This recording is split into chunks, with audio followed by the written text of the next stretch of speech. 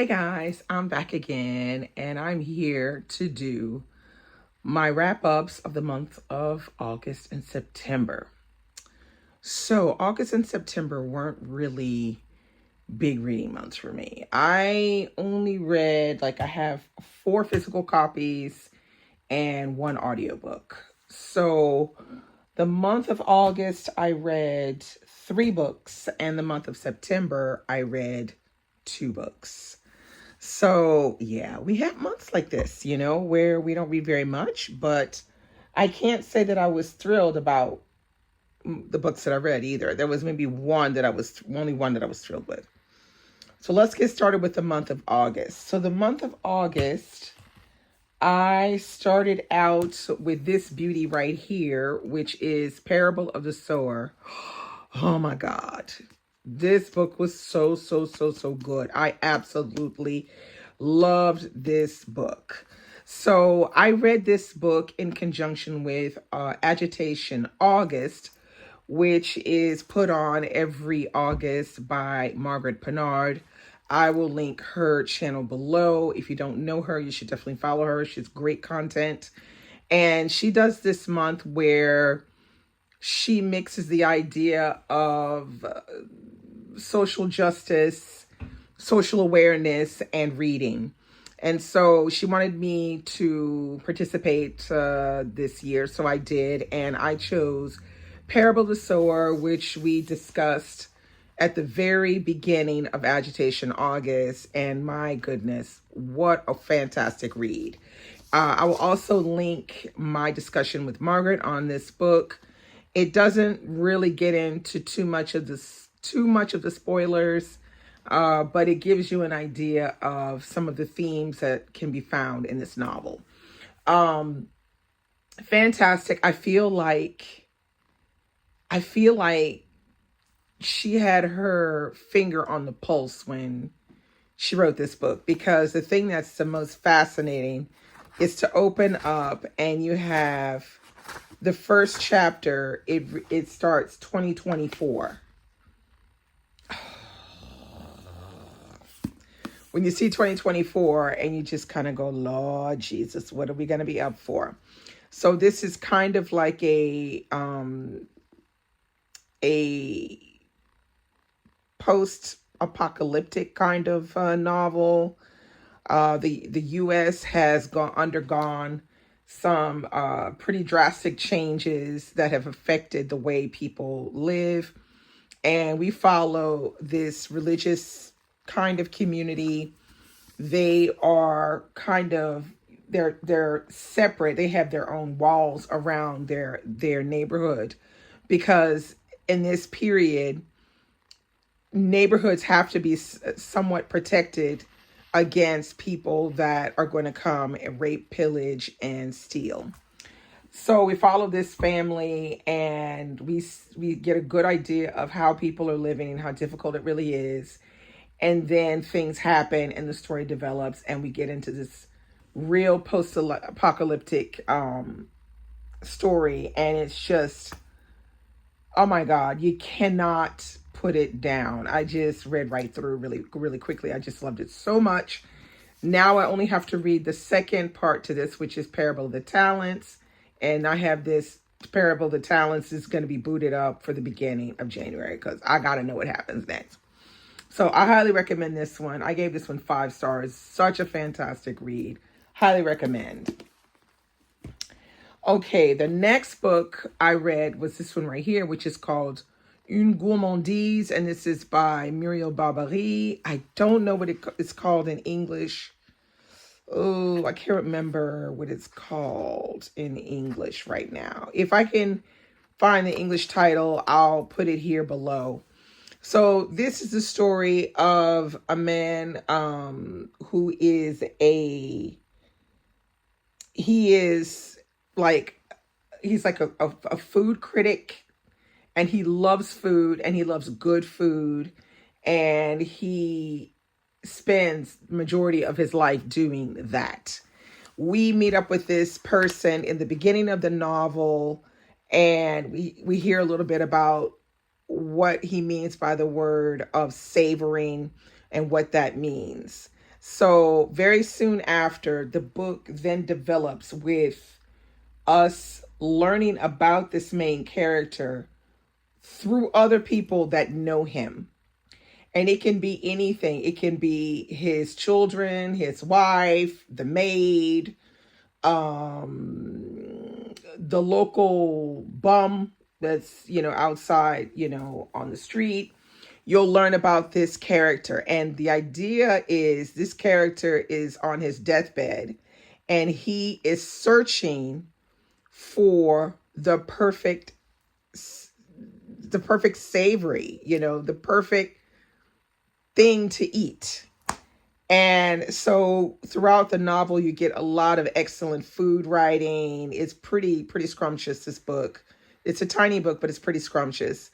Very well written. And the mystery is to figure out what exactly it is he's looking for, is the flavor that he's looking for the most. And my goodness, really interesting read. Surprising ending, and yeah, well done novel. I quite like this one by Muriel Barbery. I think I gave this one 3 stars.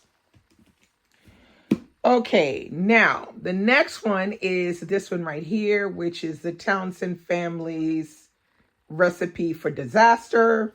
So with this novel, the main character, I think her name is she's called May, and May is a mixed race girl who has a deep desire to connect with her father's family. Now, her father is deceased, and he was Black, and her mother is white. And so she's been most of her life raised with her mother's family. The father, what he would do was he would go and visit his family periodically, but he would not bring his daughter with him. So anyway, so the beginning of the book, May is about to get married to her white boyfriend, and she desires to have some of her Black folks in her corner, but she doesn't know these people. So she winds up going to her grandmother's funeral, and then stuff happens. This is I would say this is a light read. I actually wasn't too mad at it because I needed something lighter to read, and I don't read enough light books, and this is definitely one. It has some interesting themes going on. The only problem is they don't go deep enough. So don't expect anything, too elaborate or too literary. It's a contemporary novel. It's written to be light, kind of giving something like, Hallmarkish kind of feel to it. I wasn't mad at it. It was a light read. I gave it a 3 stars. It's interesting to see what this author tries to bring out of this mixed race girl wanting to know more about her Black family and wanting some of the members of her Black family to come to her wedding. And yeah, so it was all right. All right, so that's all that I read in August. Then came September. So the first book I had to read in September was this one right here, which is The God of the Woods by Liz Moore. I read this one with my Normandy book club, and I didn't care about these people. I'm sorry. I did not care about these people. This is what I would describe as a literary mystery. It has lots of literary fiction type themes going on. The way it's written is very literary fiction. So, for example, the story is told out of order. So the timeline is constantly jumping back and forth. So you'll have something like this. I'll put it up really close. So you see, you'll have the dates, years, and then when it's in bold, that's the year that's being discussed. So in this chapter called Alice, we're discussing Alice in the 1950s. So being the fact that I didn't care about these people, and at the ending was anticlimactic, like you won't even believe.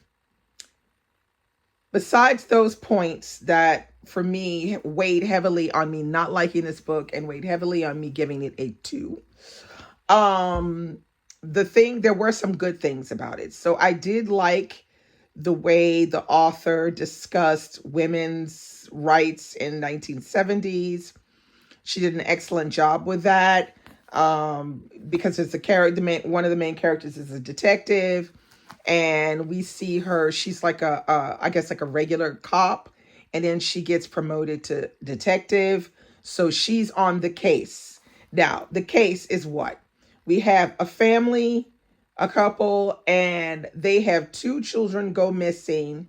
And I think it's like 13 years difference between when the son goes missing and then later on the daughter goes missing. The daughter's 13 years old and she goes missing. And so the case is they're looking for the missing daughter. So it takes place in a camp, and this camp is in a place that is kind of spooky if you actually really imagine some of the scenes that she writes out. It's a pretty spooky place. And Liz Moore plays a lot on the idea of camping and, ghost stories or, serial killer running stories and stuff like that. So there's always this way that she has of reminding you as an adult what it was like to be a child if you ever went camping and stuff like that. So that is a big portion of the book. But then there's this other portion where we keep going back to the past to learn more about the parents of the missing children. And let me tell you, I did not care about them people, okay? I did not. They was boring me to tears, okay? And not only that, this book was hella long, okay? It was not short. This one was weighing in at 435 pages, and it was pretty solid text most of the time, like that. So this book, I would say, is 100 pages too long, in my opinion. I'm just going to say it like that. So in the end, I got through it, and as a whole, I think the majority of the ladies really like this book. I didn't care. I didn't like it. But I know a lot of people out there really like this book, but I preferred Liz Moore's book, The Unseen World. That's the one that I prefer. If I had a choice between this one or The Unseen World, The Unseen World would get my vote every day.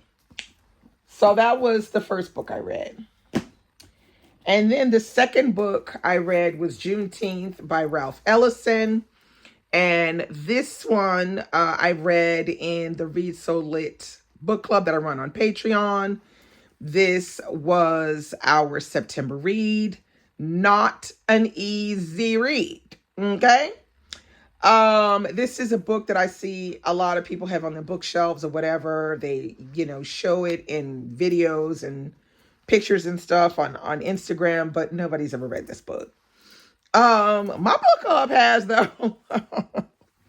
Now, this book was very difficult to read. This is not an easy read for a few reasons.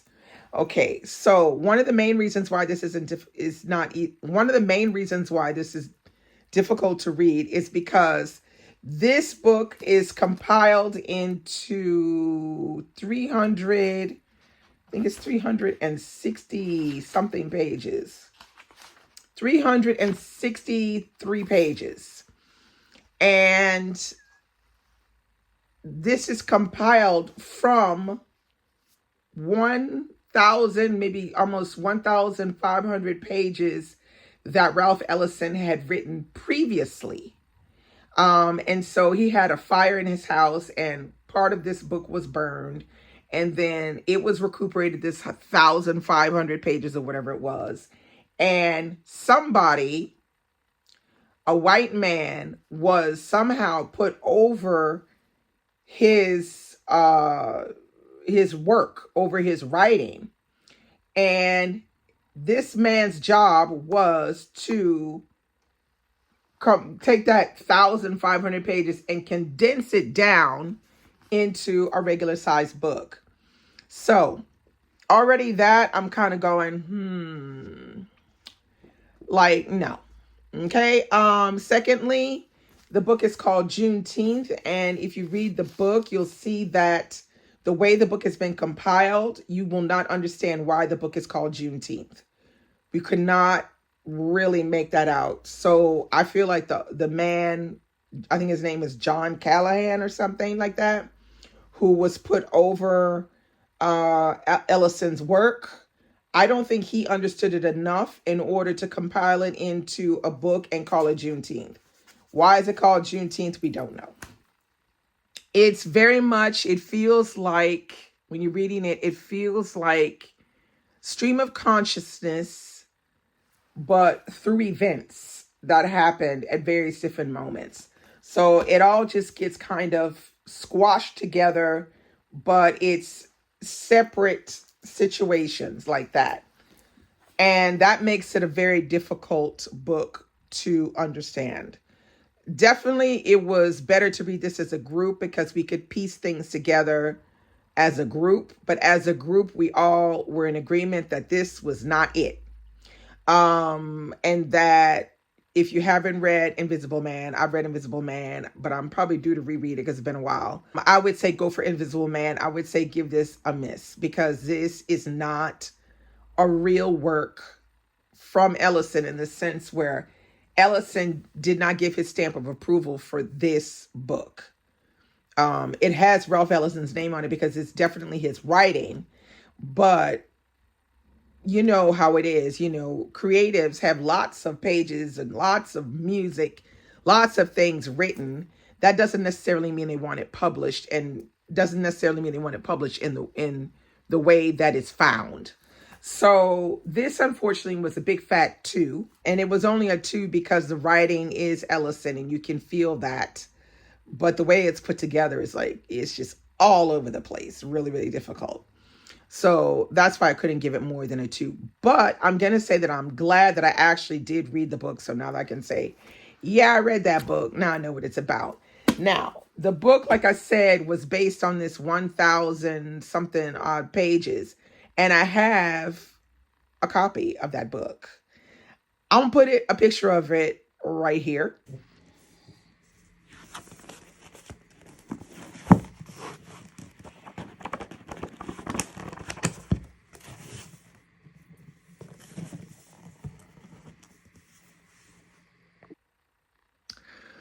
Okay, so you see what I mean. Okay, nobody's reading all that, but I picked that book up years ago because I said, it's Ellison. There are not a lot of works by him together. And so I picked that up. And that is the 1,000 pages that they found that they based this book on. So with that being said, those are all of the books that I read in August and September. So like I said, not that many books. Boo, boo, boo, boo. But I say the best one that I read was this one right here, Parable of the Sower. If you have not read this book, get this book and read it. Fantastic. And if you get this edition, it has an introduction written by Gloria Steinem in this particular edition. I like this edition because I love the cover. I think the cover is really pretty in this hardcover. So that's it. That's all I have for you today. Thanks for watching, commenting, and subscribing. And I will be back very soon with another video. Bye-bye.